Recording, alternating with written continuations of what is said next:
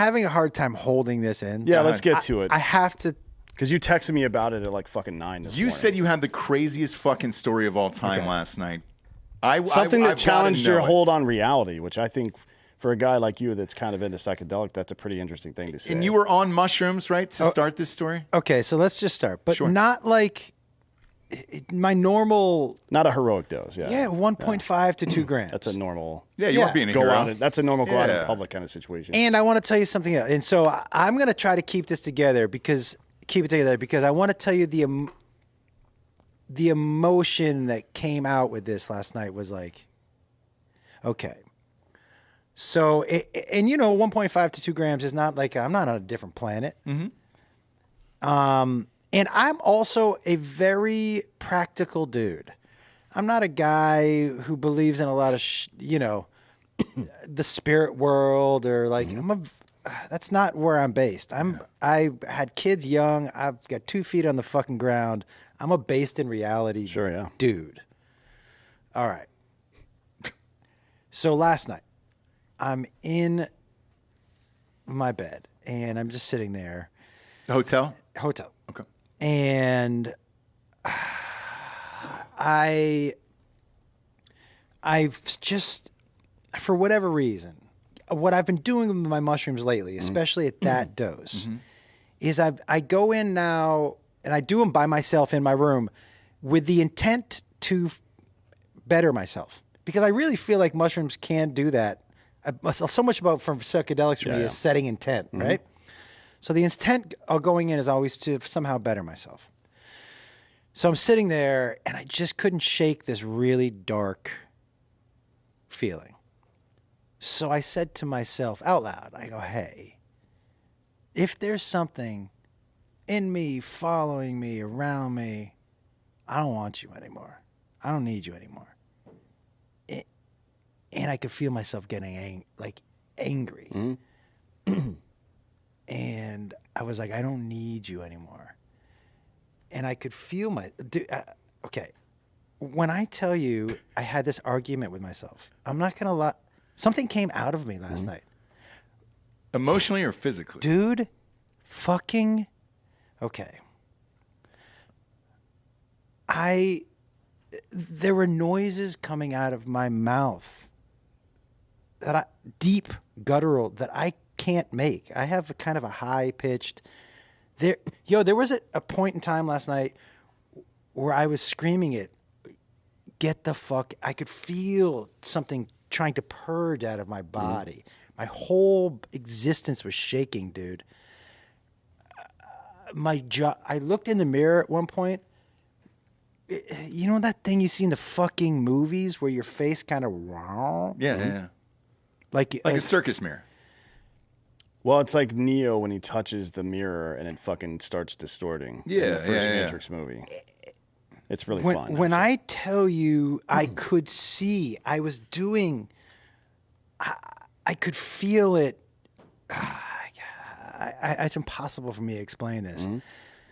I could feel this anger and this fucking whatever coming out of my hands. I could feel it traveling down my arms. Okay, and this is when I was like, oh, you're high, dude, you're high. But I was screaming at it, screaming, I don't need you anymore. And I was trying to shake it. I was doing this. How loud were you screaming? Dude. Like for real screaming, like to the point where people would come up or knock on the door? Dude, I can't explain to you. And this is why at first I was like, okay, dude, you're fucked up. You're high. This has been a weird experience. I felt lighter. Mm-hmm. I was like, okay. And I went to sleep. And maybe half an hour later, it was almost like I could feel it come back in. I woke up out of my sleep, screaming again, get the fuck out. Yeah. Weeping. Like, in a way, guttural. And when I finally felt it, dude, I was saying things. I've never said these words in my life. I was saying things out loud. I rebuke you. Mm-hmm. These words don't come out of my mouth. I'm not in the 1950s Exorcist movie. No. I've never said anything like that. I've never said the word rebuke. Me neither. And I shot up out of bed in the middle of sleep. I told you I don't want you. I don't need you. I'm crying. When I finally felt like it was gone, I just was weeping. And all I was saying out loud was, thank you, thank you, thank you, thank you. It was the most surreal. I don't believe in that stuff. I don't believe in, possessed or. Well, you don't know what happened. So there's not anything to believe in or not believe in yet. I can tell you because I'm not articulating it because it's still so fresh. Sure. And I'm honestly trying to hold my emotions because it was so life-changing to me. But you'll never convince me. I know what I felt. I know what I saw. I know when I looked in the mirror. I'm cognizant. I take that amount once a week. Sure, yeah. So this is not I'm tripping balls. This is not, I know my drugs. Yeah. I know something came out of me last night. Well, do you feel better today? Lighter. Okay. It's not like my health is better. It's not like, but I feel so much lighter. I don't know how else to explain it. I feel so much lighter. And I'm looking because my brain, which is a practical, logical brain, I'm just looking for an explanation. That's all I want. Sure, yeah. Because I don't want the explanation to be what I felt last night, which is, what was that? Yeah. I'm a dude who's like, I believe in science. I believe in this. Show me the X's and O's. Sure, yeah. Right? So something like this freaks me the fuck out. And I'm still so thrown because it has changed what I thought was possible or real or all those stories about people. So does it make you want to do more immediately to try to recapture that feeling or no? Are you going to lay off for the mushrooms for a little bit? Oh, no, I'm no quitter. but your boy's not a pussy. I rebuke you! I rebuke you! Can we get that's some coming, dude. But in the chat? Can we get some "I rebuke you" T-shirts? yeah. with his fucking face on. And just fingertips outstretched. I rebuke Can you! I tell you something? There was a point in time where last night, this is the craziest part to me. I went like this, okay? Because I was like, what is happening to me? My fingernails were sharp on my forehead. I don't have sharp fingernails. Hey, Josh, hang on for a sec. I'm going to grab a drink here. Yeah. Didn't think I was going to today, but now I am. Yeah. But so you were saying that you may have, like, you're a very practical, logical dude. Yeah, I mean, I think it's pretty obvious what happened was. Besides the mushrooms. Sure, yeah. Okay. It was thetans, right? You became a Scientologist last night. Stop Yeah, that shit. sure did. Is Danny Masterson interested in Well, he's a little busy right now. No, what it is it's I can't remember the exact phrase for it, but it's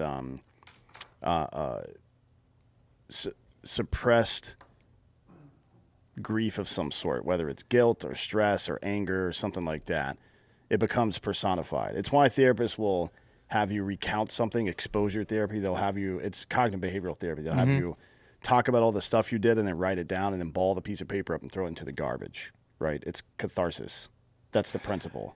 So, But there's something physiological at play there, certainly. so what you're saying, and I actually would subscribe to this, is I'm putting a, whatever, for lack of a better word, entity, demon, devil, on something that really is, at the heart of it, guilt or something that I do want to purge myself of. Yep.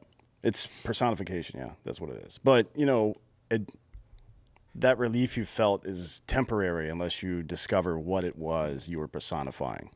So you've got to, you're just at the beginning now. Now you have to figure out what it is that was weighing you down and then actually address the problem. This part was just a wake-up call to show you what the fucking, that there is a problem. Yeah. That's just the fire alarm going off. Now you got to go find the smoke. Yeah, because I will tell you, last night, what I was screaming loud. Yeah. I was like, I felt awake for the first time in a long time. And I was screaming at it like it was something. I was screaming, I'm awake now. No. I'm ready to fucking fight. But like in my room, standing up, yelling at whatever the fuck I thought that was. And dude, like if you had told me the story, we switched seats. Sure. I'd be looking at you like, this dude is out of his fucking mind. Yeah. Well, I've been there, so I know exactly what you're doing. Yeah. Right? I like that's Dan does this every night. Yeah. Well, not every night. I mean, But like, Yeah. it's visceral. It feels so real. Well, for somebody like you that doesn't subscribe to the supernatural, it seems way more visceral. Like if a religious person had this experience, Yeah. it wouldn't have been as big a deal to them because they've been conditioned to experience that, and you haven't, No. right?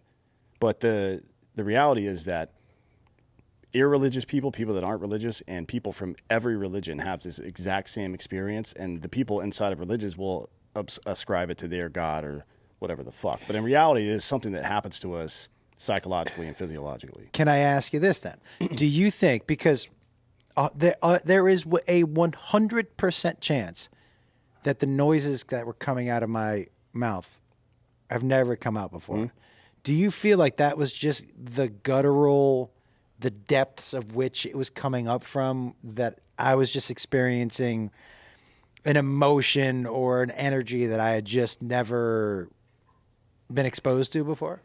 Like those deep guttural noises, that really freaked me the fuck out, because if I tried right now, I could not make those noises that came out of my mouth last night. Well, have you ever seen somebody wailing with grief before that you thought that you'd never seen doing that before? Because that's what it sounds like.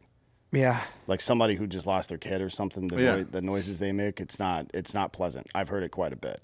It's not great. you ever see somebody get killed in one of those TMZ videos or World Star Hip Hop? Yeah. And then you hear this screaming that's not who they are. Right. And you're like, oh, shit. Well, I mean, it's undescribable grief at that moment, but you can't pre-plan it.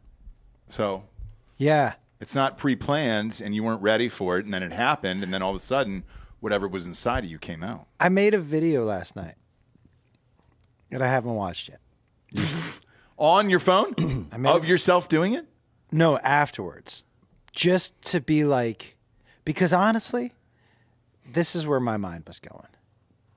I was freaking out. I needed to tell somebody what happened. Yeah. But it was 3 a.m. Too early. Yeah, if you call your wife, is But she also- pissed at you at this point? but By the way, also- can I but tell you also- something? This is how old I am. This is how old I am. This is the difference, right? If I had been 20, Oh yeah. I could call someone at 3 a.m. Yeah. But when you're 50 and you call someone at 3 a.m, they think something's wrong. Yeah. They're like, oh, somebody died. You know, it's an age thing. Like at 20, you're like, what's up, bro? At 50, you're like, what's wrong? So I didn't want I didn't want to freak anybody out. So I made a video trying to explain what just happened. Now, I haven't looked yet, but I can't wait. Yeah. Because I was in it. I was like 100% in it at the time. Yeah. Well, maybe we'll look at it after the podcast. Have you- Yeah, for sure. I'd love to. We can pop it up live, too. We've got I haven't capability. seen it, so Because he says the N-word a bunch in the video. Yeah. So it's just like a long string. It's like Hulk Hogan. That's what he was after trying. having sex. It's like, all right. Shit. I don't know what this has to do with what you experienced last night. That seems like a weird. It sounds like you want slavery back. Sounds like Yeah, it's a weird excuse for that. the South will rise again. Yeah, You just keep screaming, and you're like, whoa, weird. Have you Texas. done ibogaine or ayahuasca or any of that shit? I haven't. So, because what you're describing is very similar to a deep ibogaine or ayahuasca trip. Like you'll navigate. I mean, it's even worse than what you experience. You'll navigate the theater of your mind, and it's like that old shitty Marine Corps recruiting commercial where they're fighting the big giant or whatever the fuck.